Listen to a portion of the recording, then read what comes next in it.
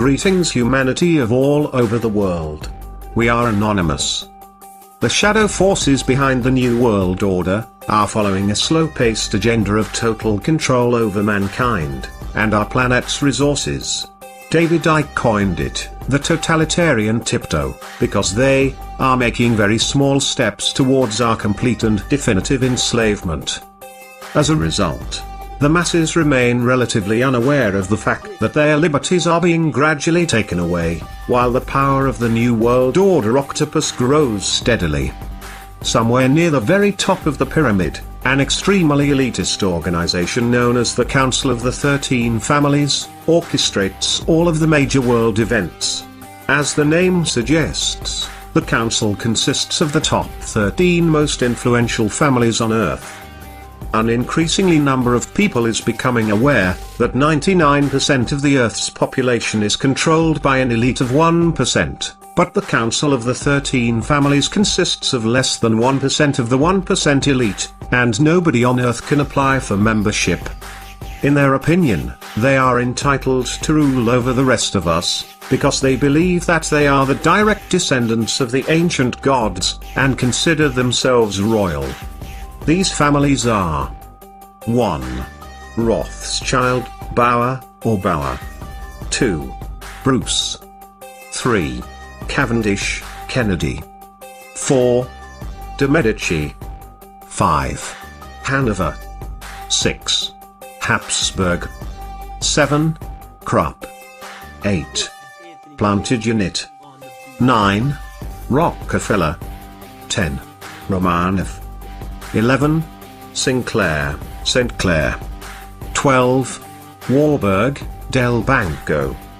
13. Windsor, Saxe-Coburg-Gotha. Personally, I suspect that this may not be the complete list and some very powerful lineages are still unknown to us. The Rothschild dynasty is unquestionably the most powerful, visible, bloodline on Earth, and their estimated wealth is around $500 trillion. They exercise their power through the world banking empire, which is almost entirely owned by them. The most important institutions that work hard to establish the New World Order and completely enslave our species are 1. The City of London, finance, controlled by the Rothschilds, not part of the United Kingdom. 2.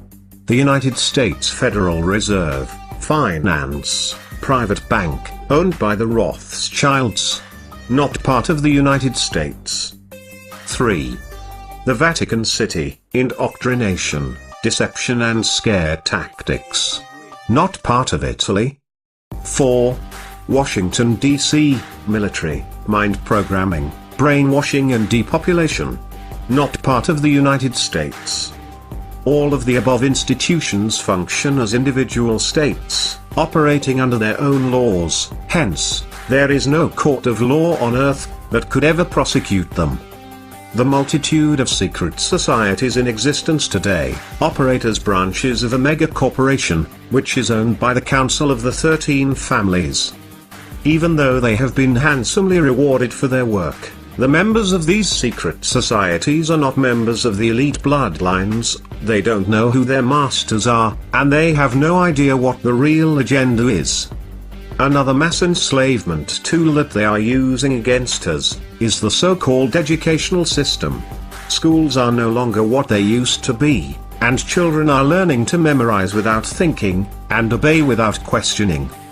In fact, this established educational system is extremely expensive to keep operational, and obsolete in the age of the internet. Why obsolete? You may ask. Because the internet gives us free access to almost infinite amounts of information. So why are we still paying huge amounts of money for governmental education? Because the world's elite require that our children learn conformity and inside-the-box thinking. Mankind's faith is hanging in the balance right now, as the control of the New World Order octopus spreads. On the one hand, we are very close to our complete enslavement, while on the other hand, we could easily crumble to the ground their pyramid of power, by simply uniting against their deception in a peaceful revolution of minds, hearts and souls. We've asked for years what their greatest weapon of enslavement is. Is it poor education combined with constant indoctrination? Is it the fear generated by religion? Is it the fear of being punished, jailed, or killed by the system? Or is it the invisible enslavement of the monetary system? In our opinion, all of the above combined had a huge impact on our society and the way we think, but their biggest weapon is hands down the financial system. The financial system has stealthily enslaved our species, and now we are being used as currency slaves. We all work from 9 to 5 every day, in boring and depressing environments, not stimulated by anything creative or constructive. In most cases, the sole motivation for going to work is the next paycheck, and no matter how hard we work, we never seem to have enough money. Have you ever wondered why megacorporations reaping billions a year in profits pay dozens of millions to their CEOs, and as close as possible to the minimum wage to the rest of the employees? This has been carefully designed, because a person that is constantly on the edge will never have time for self-education, introspection, and eventually, spiritual awakening. Isn't this our main purpose on Earth? To become spiritual beings, and by spiritual, we obviously don't mean religious, and complete the incarnation cycle. They don't need educated people, who are capable of critical thinking and have spiritual goals. No, this kind of people are dangerous to the establishment. They want obedient robots, just intelligent enough to operate the machines and keep the system running, but stupid enough never to ask questions. All of the world's biggest problems have their roots deeply embedded in the financial plague. Wars are profitable, diseases are profitable, Earth's plundering is profitable, human slavery and inhumane working conditions are profitable. Our leaders have been corrupted by money, and mankind's collective mission on Earth has been hijacked by money. So why do we need the financial system in the first place?